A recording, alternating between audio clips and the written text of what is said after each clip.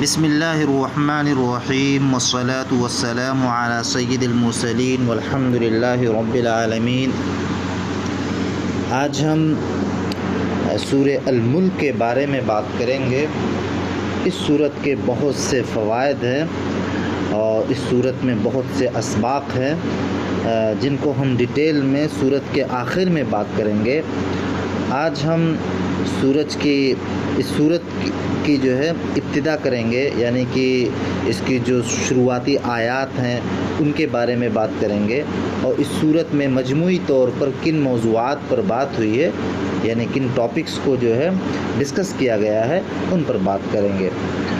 تو اس سورت میں بنیادی طور پر یہ بتلایا گیا ہے کہ انسان کے دنیا میں پیدا کیے جانے کا کیا مقصد ہے، یعنی مقصد بیان کیا گیا ہے، یعنی انسان کو دنیا میں کیوں بھیجا گیا، یہ مقصد جو ہے بیان کیا گیا ہے۔ یہ واحد کتاب ہے جو انسانوں کے دنیا میں بھیجے جانے کا جو مقصد ہے اس کو بیان کرتی ہے، اور اس کے علاوہ یہ بتلایا گیا ہے کہ جو لوگ اس مقصد میں کامیاب ہوں گے تو ان کو کس قدر اللہ تعالیٰ نعمتوں سے نوازے گا، اور جو لوگ جو ہے اس مقصد میں جو ہے ناکام ہوں گے تو ان کو جو ہے کس طرح کی جو ہے سزائیں ملیں گی۔ ساتھ ساتھ میں اس صورت میں جو ہے اللہ تعالیٰ کا رحم و کرم اور اللہ تعالیٰ نے جن انعامات سے نوازا ہے ان انعامات کو بھی شمار کیا گیا ہے اس صورت میں۔ آئیے ہم صورت کو سمجھنے کی کوشش کرتے ہیں اور ترجمہ کرتے ہیں، ہمیں خود بخود چیزیں واضح ہو جائیں گی کہ اللہ تعالیٰ نے اس صورت میں کیا کیا بیان کیا۔ آج ہم صرف 5 آیات کا ترجمہ اور اس کو سمجھنے کی کوشش کریں گے۔ اعوذ باللہ من الشیطان الرجیم، بسم اللہ الرحمن الرحیم۔ تبارک الذی بیدہ الملک وہو علی کل شیء قدیر۔ تبارک، یہ بارکہ سے تبارک، یہ مبالغے کا صیغہ ہوتا ہے، اور برکت آپ جانتے ہیں کہ کسی بھی چیز میں رفعت ہو یا عظمت ہو یا اس میں افزائش ہو یا فراوانی ہو یا کثرت ہو یا دوام پایا جائے یا بہت زیادہ اس میں خیرات اور حسنات پائے جائیں تو وہ برکت کے مفہوم میں آتے ہیں۔ لیکن اسی سے یہ صیغہ چونکہ تبارک نکلا ہے جو مبالغے کا صیغہ ہے، تو یہاں پر اللہ تعالیٰ کی صفت کے طور پر استعمال ہوا ہے، تو اب یہاں پر اس کا ترجمہ یا اس کا مطلب یہ ہو جائے گا کہ وہ ذات جو ہے بہت ہی عظمت والی ہے، بہت ہی بزرگ والی ہے، بہت ہی برتر و بالا والی ہے، ہر طرح کے عیوب سے پاک ہے، یہ مطلب ہو جائے گا۔ اور الملک کا مطلب ہوتا ہے کہ پوری یونیورس کا جو اقتدار ہے، جو ملوکیت ہے، اس کو ملک یعنی بادشاہت کے معنی میں ہے۔ اب اس کا ترجمہ ہو گیا کہ وہ ذات بابرکت ہے، وہ ذات بہت ہی بلند و بالا ہے، بہت ہر عیوب سے پاک ہے، جس کے ہاتھ میں بادشاہت ہے۔ یہاں بیدہی ہاتھ کا لفظ استعمال کیا گیا۔ اللہ تعالیٰ کا نعوذ باللہ کوئی جسمانی ہاتھ نہیں ہے، لیکن یہ محاورتاً یعنی ایڈیم میں اس طریقے سے استعمال کیا جاتا ہے، اردو میں بھی ہم استعمال کرتے ہیں کہ فلاں کے ہاتھ میں سارا اقتدار ہے، اور یہ عربی میں بھی اس طرح کے محاورے میں استعمال ہوتا ہے، یعنی کہ وہ ذات جو بہت ہی بلند، بہت ہی برتر ہے، اس ذات کے ہاتھوں میں سارا اقتدار ہے، یعنی اسی کے پاس سارا اقتدار ہے، ساری بادشاہت ہے، ساری ملوکیت ہے۔ وَهُوَ عَلَى كُلِّ شَيْءٍ قَدِيرٌ، اور وہ ہر چیز پر قادر ہے، یعنی اس کی قدرت سے باہر کوئی چیز نہیں ہے، سب کچھ جو ہے اس کی قدرت کے تحت ہے، اور اس کی بادشاہت کے انڈر میں ہر چیز ہے۔ اب بتایا جا رہا ہے کہ الذی خلق الموت والحیات لیبلوکم ایکم احسن عملا وهو العزیز الغفور۔ الذی خلق الموت، وہ اس ذات نے موت کو اور زندگی کو پیدا کیا۔ کس کو پیدا کیا؟ موت کو پیدا کیا اور زندگی کو پیدا کیا۔ کس لیے پیدا کیا؟ مقصد بیان کر رہا ہے، لیبلوکم، تاکہ وہ تمہیں آزمائے، تمہارا امتحان لے۔ کس بات کے لیے امتحان لے؟ کیا جانچنے کے لیے، کیا ٹیسٹ کرنے کے لیے؟ کہ تم میں کون لوگ بہتر عمل کرتے ہیں، اچھا عمل کرتے ہیں۔ ایکم احسن عملا، کس کی کوالٹی اچھی ہے، کس کے عمل کی کوالٹی اچھی ہے، اس کو جانچنے کے لیے، اس کو پرکھنے کے لیے۔ وَهُوَ الْعَزِيزُ الْغَفُورُ، اور وہ بہت زبردست ہے، عزیز بہت زبردست ہے، لیکن ساتھ میں وہ بخشش کرنے والا بھی ہے۔ اب یہاں پر بتلا دیا گیا کہ ان دنیا میں زندگی اور موت کو جو پیدا کیا گیا ہے، اس کا بنیادی مقصد یہ ہے کہ وہ ٹیسٹ کیا جائے، اگزام لیا جائے، امتحان لیا جائے۔ اب یہاں سے بتلا دیا گیا کہ اس دنیا میں انسانوں کو پیدا کرنے، ان کو بھیجنے کا جو بنیادی مقصد ہے وہ امتحان لینا ہے۔ اور امتحان کس بات کا لینا ہے؟ کہ وہ اس دنیا میں کس طریقے کا عمل کرتے ہیں، اچھا عمل کر رہے ہیں یا برا عمل کر رہے ہیں۔ اسی بات کو جانچنے کے لیے اس دنیا میں انسانوں کو پیدا کیا گیا۔ لیکن عزیز اور غفور کی جو صفت بیان کی گئی ہے، وہ صفت اپنے آپ میں بہت ہی اہم یہاں پر ہے، چونکہ اللہ تعالیٰ بہت ہی رحم دل ہے اور بہت طاقتور بھی ہے۔ تو بتلا دیا گیا کہ اللہ تعالیٰ بہت زبردست ہے، جو لوگ غلط کام کریں گے اس کو سخت سزا دے گا اللہ تعالیٰ، اس کو جو ہے سخت سزا دے گا۔ لیکن ساتھ میں بتلا دیا گیا اگر کوئی گناہ ہو گیا، اگر کچھ غلط کام کر گئے، پھر اللہ تعالیٰ کی طرف رجوع کر لیے تو وہ معاف بھی کر دے گا۔ ہے تو بہت طاقتور، اس کی قدرت سے تم باہر نہیں آ سکتے، اس کی پکڑ سے تم بچ نہیں سکتے، لیکن اگر تم اس کی طرف رجوع کر گئے تو وہ معاف کر دے گا۔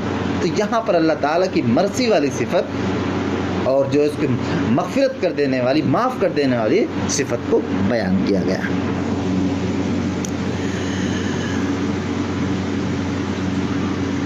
اس کے بعد بتایا گیا کہ الذی خلق سبع سماوات طباقا، یہ وہ ذات ہے جس نے 7 آسمانوں کو پے در پے پیدا کیا، یعنی کہ ایک کے اوپر تہ بتہ، یعنی ایک کے اوپر دوسرا پیدا کیا۔ ما تری فی خلق الرحمن من تفاوت، ما تری فی خلق الرحمن، تم نہیں دیکھو گے فی خلق الرحمن، رحمان کی بنائی ہوئی چیز میں، یعنی رحمان کی تخلیق میں کسی طرح کا امبیلنس نہیں دیکھو گے، کسی طرح کی جو ہے کوئی نقص نہیں دیکھو، کوئی کجی نہیں دیکھو گے، کوئی خلل نہیں دیکھو گے، کوئی کمی نہیں دیکھو گے۔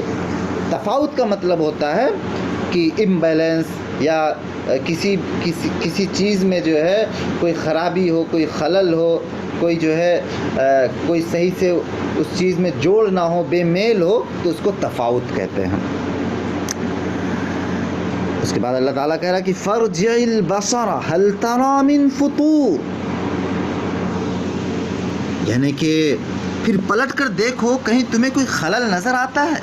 یعنی کہ اللہ تعالیٰ نے 7 آسمان کو پیدا کیا، تہ بتہ پیدا کیا، پھر انسانوں کو آمادہ کر رہا، ان کو دعوت دے رہا ہے کہ ذرا آسمانوں کی طرف نگاہ تو کرو، اللہ تعالیٰ کی بنائی ہوئی چیزوں پر غور تو کرو، کیا تمہیں کوئی خلل، کوئی تفاوت، کوئی کجی، کوئی نقص دکھتا ہے؟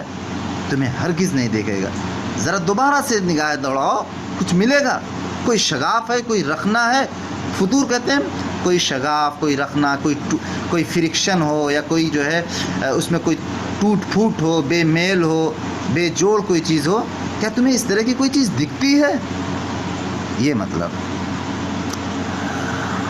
کوئی بے ترتیبی، مطلب یعنی بے تناسب ہو۔ اس کے بعد جو ہے کہا گیا کہ ثم ارجع البصر کرتین ينقلب الیک البصر خاسئا وهو حسیر، بار بار نگاہ دوڑاؤ، یعنی نگاہ دوڑاؤ، بار بار دوڑاؤ، نگاہ جو ہے تمہاری جو ہے واپس آ جائے گی ناکام ہو کے، نامراد ہو کے، تھکی ہوئی، خاسیان کہتے ہیں ناکام ہونا، اور حسیر کہتے ہیں تھکی ہوئی ہونا۔ یعنی تم بار بار تم نگاہ دوڑا کے ذرا دیکھ لو، اللہ تعالیٰ کی تخلیق میں ذرا نظر دوڑا لو، تمہیں کوئی کمی نہیں دکھنے والی ہے، کوئی ذرہ برابر بھی اس میں جو ہے نقص نہیں دکھنے والا ہے۔ یہ وہ ذات ہے جس نے اس دنیا میں تمہیں پیدا کیا، اور اس کی تخلیق میں کوئی کمی، کوئی کچی، کوئی نقص نہیں ہے۔ پھر اللہ تعالیٰ بیان کر رہا ہے کہ وَلَقَدْ زَيَّنَّا السَّمَاءَ الدُّنْيَا بِمَصَابِيحَ وَجَعَلْنَاهَا رُجُومًا لِلشَّيَاطِينِ وَأَعْتَدْنَا لَهُمْ عَذَابَ السَّعِيرِ۔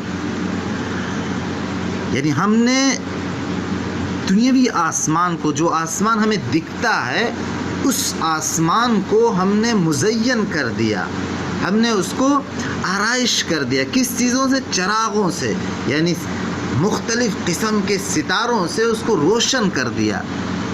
اور کیا کر دیا؟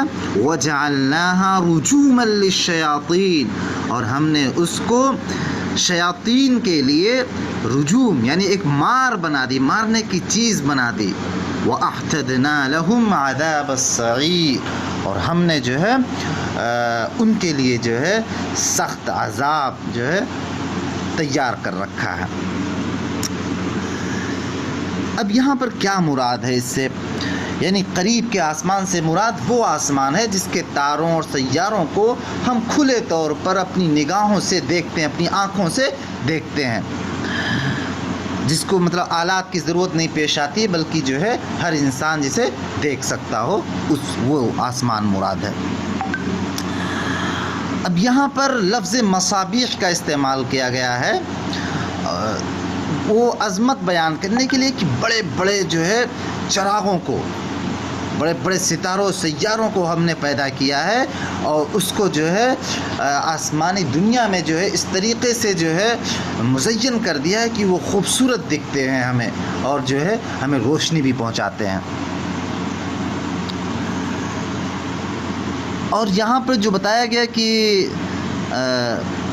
رجوما للشیاطین، یعنی تاروں کو جو ہے ہم نے شیاطین کے مارنے کی چیز بنائی، تو اس کا مطلب یہ ہے کہ یہی یہ تارے نہیں ہیں بلکہ جو شیاطین کو مارتے ہیں، بلکہ جو ہے کچھ ستارے یا کچھ تارے ایسے ہوتے ہیں جو ٹوٹ کر جو ہے اس دنیا کی طرف آ جاتے ہیں، اور اس سے جو ہے جو جس کو شہاب ثاقب کہتے ہیں، اس کے ذریعے اس شیاطین کو مارا جاتا ہے، تو وہ مراد ہے۔ اور جو ستاروں کو بیان کیا گیا ہے، ستاروں کو جو بنیادی طور پر جو مقصد بیان کیا گیا ہے، وہ بنیادی طور پر 3 مقصد بیان کیے گئے۔ ایک مقصد تو بیان کیا گیا کہ آسمانی دنیا کو زینت بخشنا، دوسرا جو مقصد بیان کیا گیا کہ شیاطین سے محفوظ رکھنا، یعنی شیاطین کو اس سے مارنا، اور تیسرا جو مقصد بیان کیا گیا ہے کہ ان ستاروں سے انسان جو ہے دنیا میں، سمندروں میں اپنے راستے طے کر لیتا ہے، اپنی منزل جو ہے طے کر لیتا ہے، جیسا کہ احادیث سے پتہ چلتا ہے۔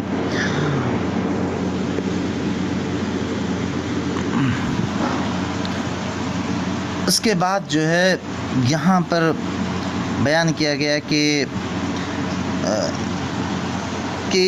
ان ستاروں سے جو ہے شیاطین کو مار پڑتی، تو یہ مار پڑنے کی بات اس لیے بیان کی گئی کیونکہ جو ہے عرب کے لوگ جو ہے عرب میں جو کہانت کا، یعنی کہ کاہن جو ہوتے تھے، جو چیزوں کو دیکھ کر جو ہے یہ کہتے تھے کہ انہیں غیب کا علم موجود ہے، تو وہ یہ کہتے تھے کہ وہ شیاطین کے ذریعے وہ غیب کا علم حاصل کر لیتے ہیں، اور یہ شیاطین جو ہے جو آسمان ہے، یعنی جو بلند آسمان ہے، یعنی جو عالم بالا ہے، وہاں وہ داخل ہو جاتے ہیں اس آسمان کے ذریعے سے۔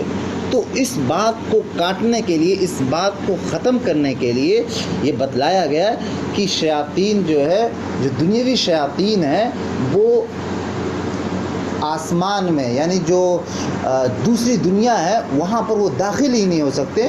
ان کی حفاظت کے لیے یہ ستارے بنا دیے گئے ہیں، اور اس شہاب ثاقب جو ہے تیار کر رکھے ہیں۔ جیسے ہی شیاطین اوپر آنے کی کوشش کرتے ہیں تو یہ شہاب ثاقب جو ہے ان پر جو ہے پھینک دیا جاتا ہے، ٹوٹ کر ان پر گر پڑتے ہیں، تو اس طریقے سے شیاطین جو ہے وہ ختم ہو جاتے ہیں، دنیا میں واپس چلے آتے ہیں۔ تو اس لیے جو ہے یہاں پر رجوما للشیاطین کو بیان کیا گیا۔ اس کے بعد جو ہے جو لوگ جو ہے اللہ تعالیٰ کی قدرت کا اور اللہ تعالیٰ پر یقین نہیں کریں گے تو ان کو کیا سزائیں دی جائیں گی، اس کے بارے میں بات ہوئی ہے۔ انشاءاللہ ہم اس کو اگلی ویڈیو میں بات کریں گے۔